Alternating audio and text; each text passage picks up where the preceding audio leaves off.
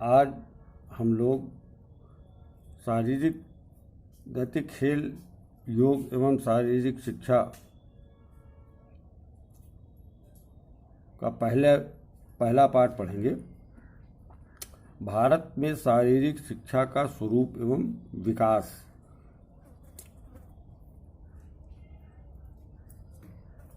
वास्तव में शारीरिक शिक्षा का अर्थ ऐसी शिक्षा से है जो हमें शारीरिक और मानसिक रूप से स्वस्थ एवं निरोग रखती है। किंतु समाज में शारीरिक शिक्षा अलग अलग स्वरूपों में प्रचलित है। इसके प्रति लोगों की अज्ञानता मान लें या उनके अपने व्यक्तिगत विचार मान लें, लोग अलग अलग रूपों से शारीरिक शिक्षा को परिभाषित करते हैं। इनमें से कुछ लोग हैं जो पीटी को ही शारीरिक शिक्षा मानते हैं। ये पीटी का पूरा नाम फिजिकल ट्रेनिंग है। पीटी वास्तव में उन कार्यक्रमों के लिए प्रयुक्त होता है जो सेना में सैनिकों को स्फूर्तिमय और कुशल बनाने के लिए संचालित किए जाते हैं। कुछ लोग ऐसे हैं जो विभिन्न प्रकार के खेलों को ही शारीरिक शिक्षा मान लेते हैं और अपने छात्रों को कुछ पारंपरिक खेल खिला करके शारीरिक शिक्षा पूर्ण मान लेते हैं। कुछ सुधीजन ऐसे हैं जो विभिन्न स्तर की प्रतियोगिताओं का आयोजन करके और उनमें भाग लेकर के शारीरिक शिक्षा का ध्येय मानते हैं। कुछ लोग शारीरिक संस्कृत की संज्ञा देते हैं। कुछ ऐसे महापुरुष या महानुभाव हैं जो ड्रिल आदि को शारीरिक शिक्षा मानते हैं। ड्रिल सेना में सैनिकों को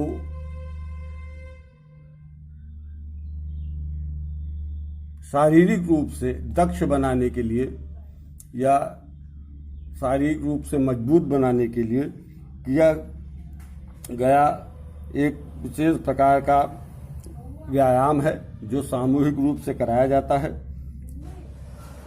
लेकिन वास्तव में शारीरिक शिक्षा का अर्थ, शारीरिक शिक्षा एक ऐसी शिक्षा है जो बालक को संपूर्ण व्यक्तित्व के विकास हेतु विभिन्न क्रियाओं द्वारा शरीर, मन तथा आत्मा को पूर्णता की ओर बढ़ाती है।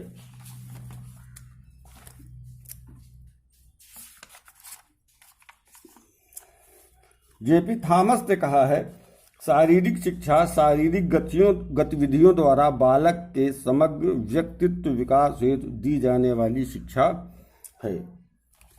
शारीरिक शिक्षा का लक्ष्य क्या है? पहला लक्ष्य है स्वास्थ्य में सुधार, दूसरा मूल क्रियाओं में सुधार, तीसरा लक्ष्य है घर का अच्छा नागरिक होना, चौथा है व्यवसाय प्राप्त, पांचवा लक्ष्य है नागरिकता, छठवां लक्ष्य है समय का समुचित प्रयोग तथा सातवां लक्ष्य है चरित्र का उत्थान। अब देखते हैं शारीरिक शिक्षा के उद्देश्य क्या हैं। प्रत्येक कार्य किसी न किसी उद्देश्य की पूर्ति के लिए किया जाता है। उसी प्रकार अलग अलग लोगों के लिए शारीरिक शिक्षा के अलग अलग उद्देश्य होते हैं। पहला उद्देश्य है ज्ञानात्मक एवं बौद्धिक विकास का उद्देश्य। विवेकशील पुरुष का सर्वत्र सम्मान होता है। शारीरिक शिक्षा का उद्देश्य बालक को विभिन्न विषयों के बारे में विस्तृत ज्ञान प्रदान करना है। दूसरा उद्देश्य है सांस्कृतिक एवं राष्ट्रीय विकास का उद्देश्य। प्राचीन भारतीय संस्कृत के अध्ययन से हमें मालूम होता है कि शारीरिक शिक्षा का एक ऐसा माध्यम है जिसके आधार पर किसी देश की संस्कृति को अत्यंत महत्वपूर्ण बताया गया है। तीसरा उद्देश्य है चरित्र निर्माण एवं मानसिक विकास का उद्देश्य। किसी भी व्यक्ति को विकास करने के लिए, समाज में अपना एक उच्च स्थान प्राप्त करने के लिए उसका चरित्रवान होना आवश्यक है। सामाजिक जीवन अथवा धार्मिक जीवन में व्यक्ति यदि चरित्रवान नहीं है तो उसे जगह जगह अपमानित होना पड़ता है। अंग्रेजी के एक विद्वान ने कहा है, यदि चरित्र चला गया तो सब कुछ चला गया, यदि धन गया तो कुछ नहीं गया। अतः यदि व्यक्ति के निर्माण में शारीरिक शिक्षा सर्वाधिक योगदान देती है।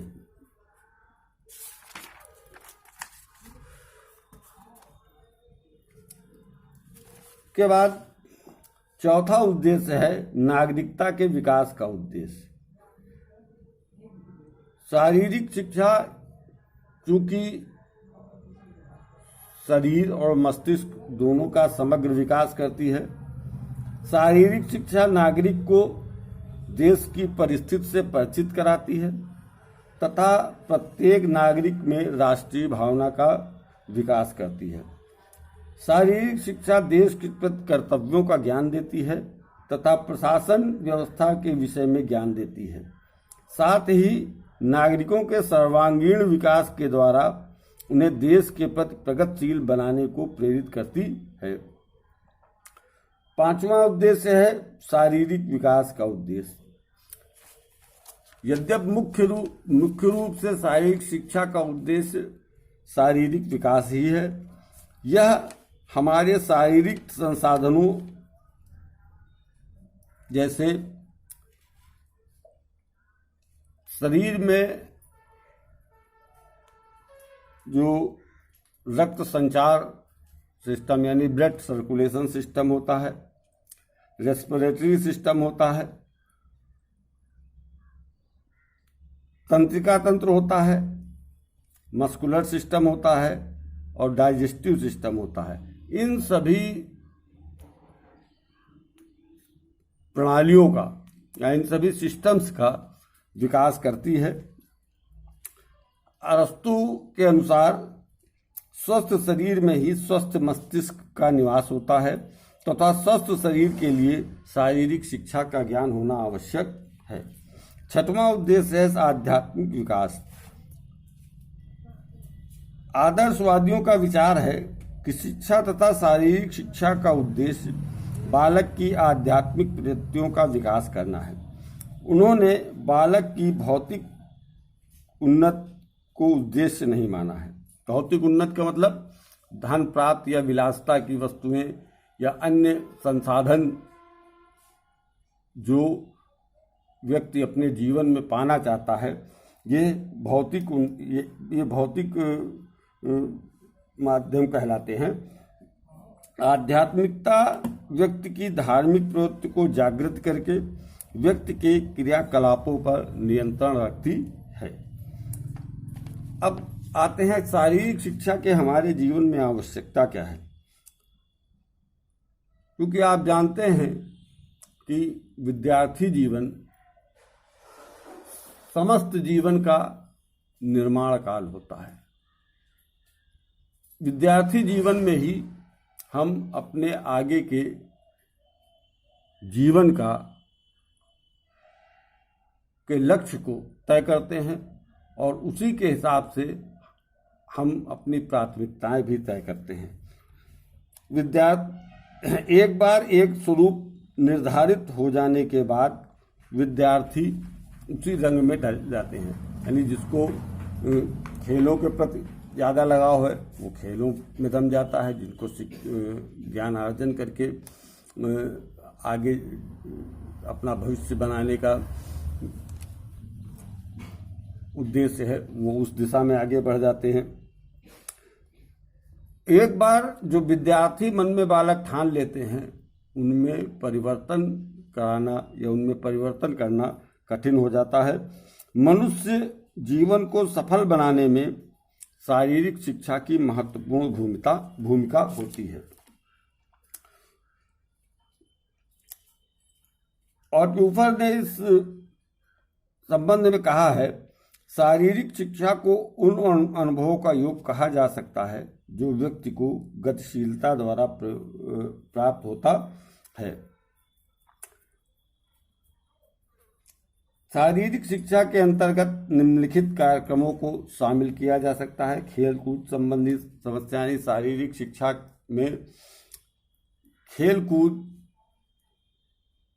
से संबंधित जो भी क्रियाएं हैं वो शारीरिक शिक्षा का एक भाग है।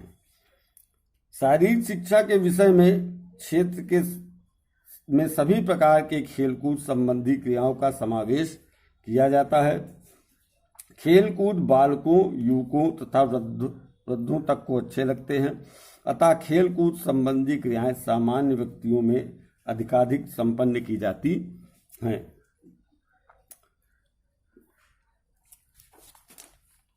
दूसरा क्षेत्र है लोकगीत एवं लोक नृत्य। लोकगीत तथा लोक नृत्य भी शारीरिक शिक्षा में इसी प्रकार की श्रेणी में आते हैं। हमारे भारत के सभी प्रांतों में, क्योंकि भारत विभिन्न संस्कृतियों का देश है, इसलिए भारत के अलग अलग प्रांतों में किसी न किसी प्रकार के लोक नृत्य तथा लोकगीत प्रयोग में लाए जाते हैं। जैसे पंजाब में भांगड़ा व गिद्दा, गुजरात में गरबा, मणिपुर का मणिपुरी नृत्य, मध्य प्रदेश के आदिवासी विभिन्न परंपरागत वेशभूषाओं के साथ लोक नृत्य करते हैं।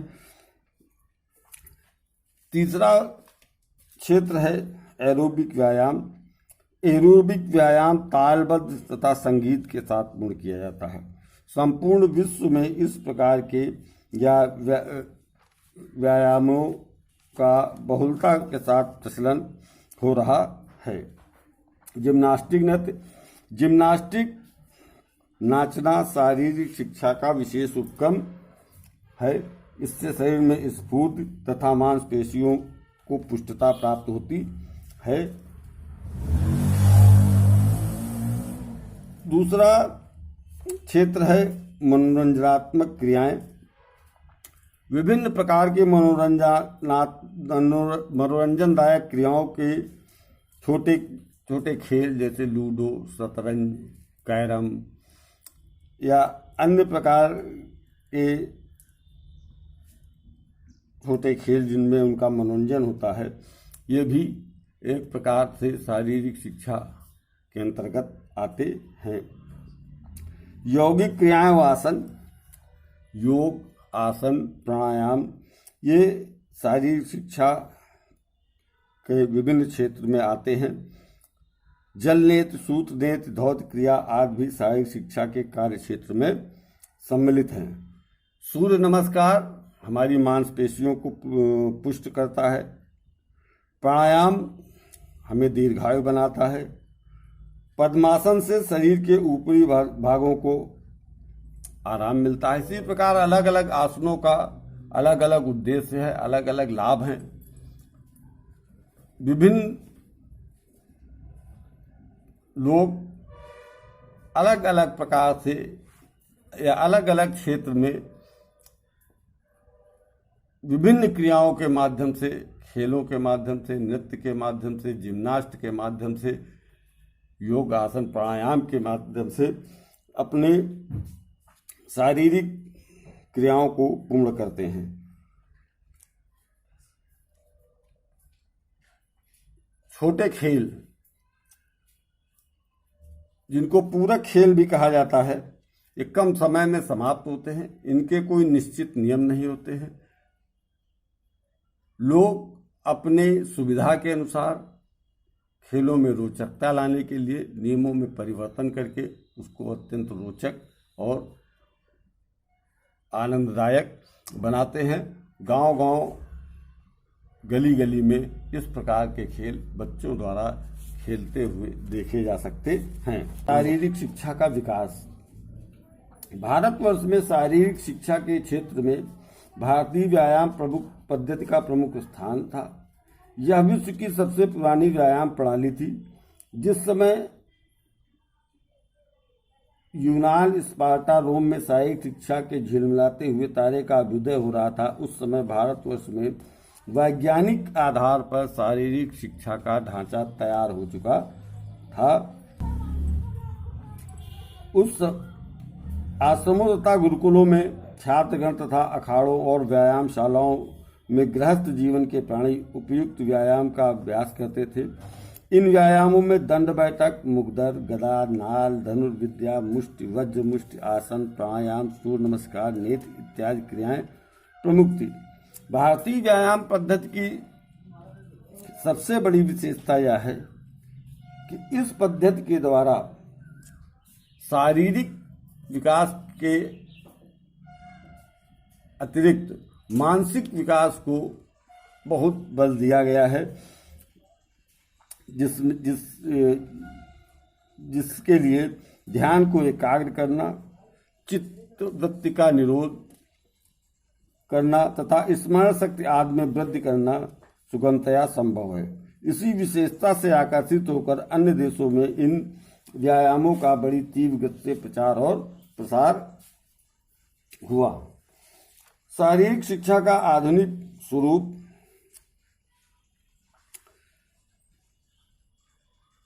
15 अगस्त 1947 में भारत द्वारा स्वतंत्रता प्राप्ति के बाद शारीरिक शिक्षा के विकास को नई दिशा एवं गति मिली।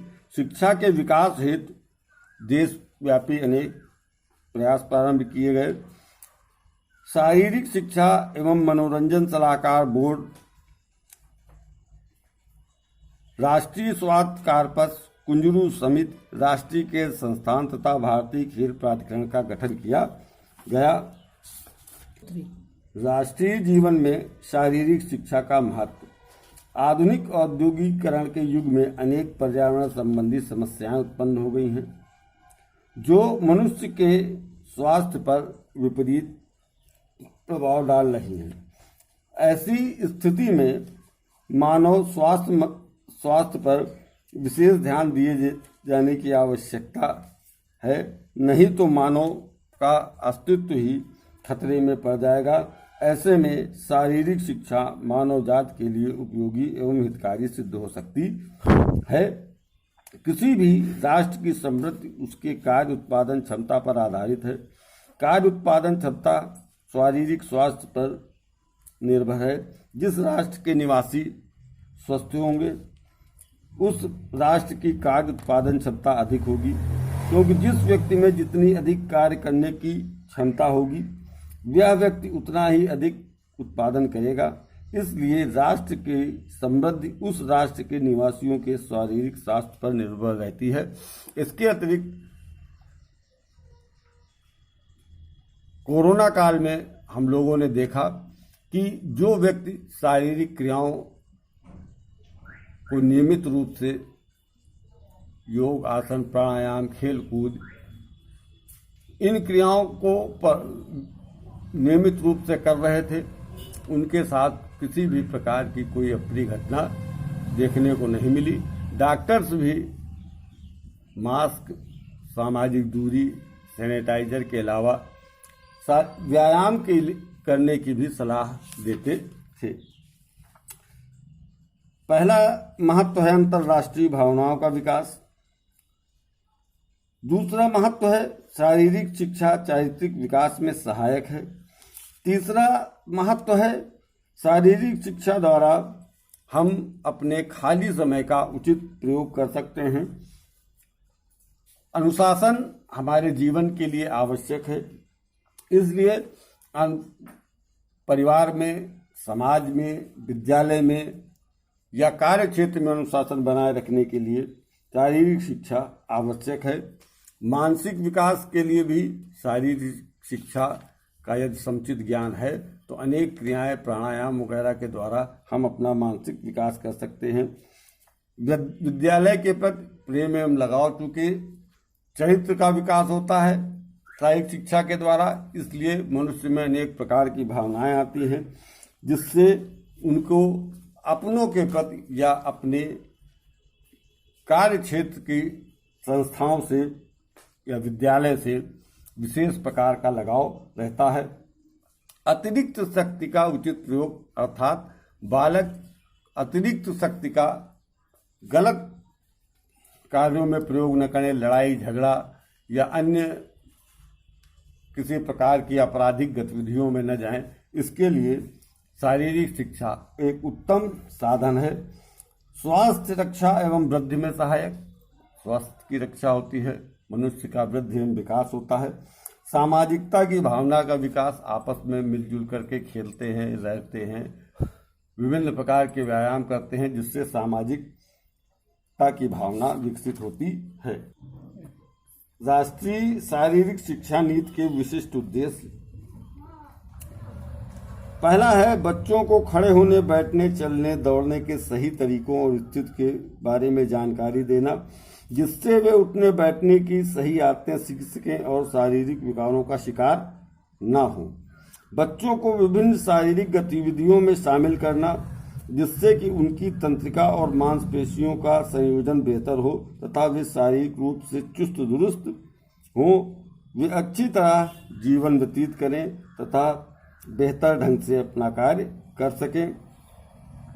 बच्चों को किशोरावस्था में ही अपने शारीरिक और मानसिक विकास की प्रक्रियाओं तथा HIV, एड्स और आदि आदतों के दुष्परिणामों को समझाने में मदद करना। स्कूल, घर, समुदाय में मनोसामाजिक मुद्दों से निपटने के तरीके बारे में जानकारियां देना। खेल, NCC, red cross, scout guide आदि के जरिए बच्चों में सामाजिक नैतिक मूल्यों का विकास करना। बच्चों में योग और ध्यान के प्रति रुचि पैदा करना जिसके जरिए वे आत्मनियंत्रण, एकाग्रता, शांति और तनाव मुक्त रह सकें और दैनिक जीवन के दबाव, तनाव एवं निराशा से होने वाले कुप्रभावों से बच सकें। शारीरिक शिक्षा के विशेषज्ञों का मानना है कि स्वास्थ्य और शारीरिक शिक्षा पर खेल गतिविधियां हावी रहती हैं, इसलिए सभी स्तरों पर पाठ्यक्रम में शारीरिक चुस्ती के लिए गतिविधियों और खेलों में अंतर किया जाना चाहिए। बच्चों को स्वास्थ्य के बारे में जागरूक करना आवश्यक है। स्कूल में स्वास्थ्य और पोषण कार्यक्रम के जरिए पर्याप्त जानकारियां बच्चों को उपलब्ध कराई जाएं जिससे उनका स्वास्थ्य में सुधार हो। सूचनाओं और संवादों के जरिए बच्चों को निश्चित आयु स्तरों पर स्वास्थ्य आवश्यकताओं के प्रति जागरूक करने में मदद करना। घर तथा स्कूल का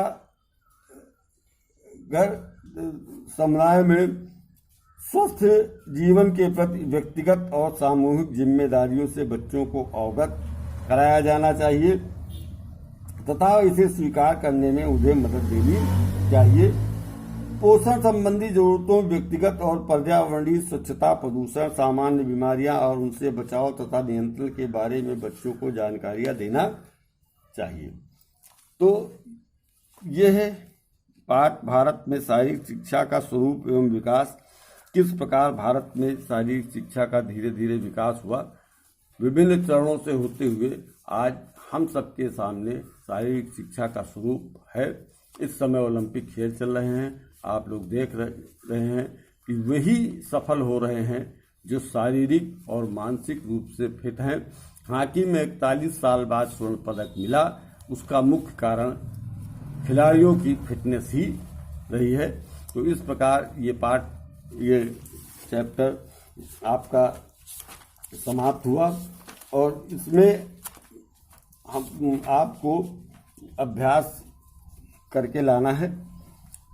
निशान लगा लीजिए बुक में। इसमें दीर्घ उत्तरीय प्रश्न में पहला, दूसरा, तीसरा एवं पांचवा 4 क्वेश्चन करने हैं।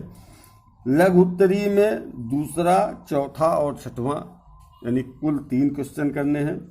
अति लघु उत्तरीय प्रश्न सभी करने हैं, बहुविकल्पीय प्रश्न सभी करने हैं। नेक्स्ट अगले क्लास में हम लोग अगले पाठ पर चर्चा करेंगे।